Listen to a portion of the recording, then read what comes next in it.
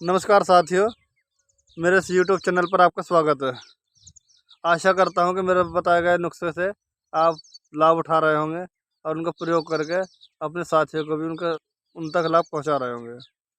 आज का हमारा नुस्खा बहुत ही अहम और ख़ास होने वाला है, क्योंकि आज का हमारा टॉपिक है कॉन्स्टिपेशन, कब्ज को लेकर। जिस बंदे को कब्ज की शिकायत रहती है तो वह ठीक से फोकस भी नहीं कर पाता अपने काम पर, पूरे दिन चिड़चिड़ा रहता है और उसका ध्यान कहाँ जाता है, बार बार अपने पेट पर।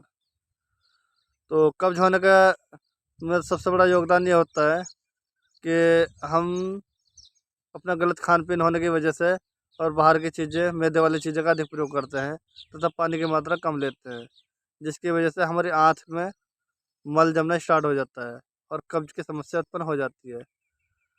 एक तो आज से ही सभी लोगों के काम करना है, मेरे सभी दोस्तों को, कि सुबह के नंबर में जब आप सोकर सुबह के उठते हैं और सुबह का जो थूक होता है और जो लार बनी हुई होती है मुंह के अंदर, उसको बिना थूके ही उठते के साथ सबसे पहले कम से कम 1 गिलास पानी खाली पेट सुबह इस्तेमाल करना है। उसको धीरे धीरे करके 1.5 से 2 गिलास तक पहुंचाना है। पहला काम तो आपका ये है। दूसरा काम, जो आपकी बाहर की फास्ट फूड चीज़ें होती हैं, जैसे ज़्यादा ऑयली, मैदे वाली चीज़ें, इनको अवॉइड करना है। तीसरे नंबर पे आपको फलों का जूस वगैरह इस्तेमाल करना है। चौथे नंबर पे पानी की मात्रा सुबह दोपहर शाम, मतलब पूरे दिन पानी को इस तरीके से मेंटेन करना है कि पानी की मात्रा शरीर के अंदर कम ना पड़े। यदि आप इस रूटीन को अपनी लाइफ स्टाइल में अपनाते हैं तो मेरा मानना यह है कि धीरे धीरे धीरे धीरे आपका लाइफ स्टाइल चेंज हो जाएगा और आपका दिनचर्या में बदलाव होने लगेगा। आप इसको दूर करने के लिए दिन में कम से कम 1 बार पपीता का सेवन जरूर कीजिएगा। पपीता क्या होता है, हमारी पाचन शक्ति को मजबूत करता है और खाने को पचाने में मदद करता है। किशमिश हो गया, किशमिश के बीज निकाल कर उसमें दूध में पकाकर इस्तेमाल कीजिए, वो भी आपके कब्ज को दूर करने में सहायता करता है। तीसरे नंबर पे आप कस्टर्ड ऑयल लीजिए और 1 चम्मच सौंफ लीजिए, एक और 1 गिलास दूध लीजिए। दूध को पकाना है और उसमें 2 चम्मच सौंफ और 2 ही चम्मच कस्टर्ड ऑयल के डालने हैं। हफ्ते में 2 से 3 दिन ये इस्तेमाल कीजिए। मल जमा हुआ होता है तो उसको पतला करके बाहर निकाल देता है। यदि ये सब प्रयोग करने के बावजूद भी आपको समाधान नहीं मिल पा रहा है तो मैं आज आपको एक परमानेंट समाधान बताने जा रहा हूँ। इसके लिए हमें कुछ चीज़ों की आवश्यकता पड़ेगी। जैसे पहले नंबर पर आता है हमारा सनापत्ती।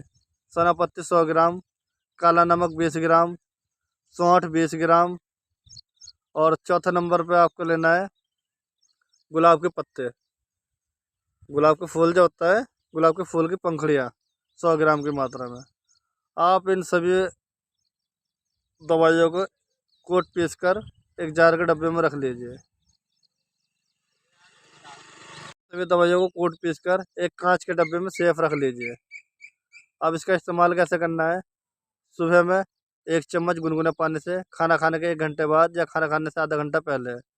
उसी तरीके से 1 चम्मच शाम को खाना खाने के बाद या खाना खाने से आधा घंटा पहले, गुनगुने दूध या पानी से।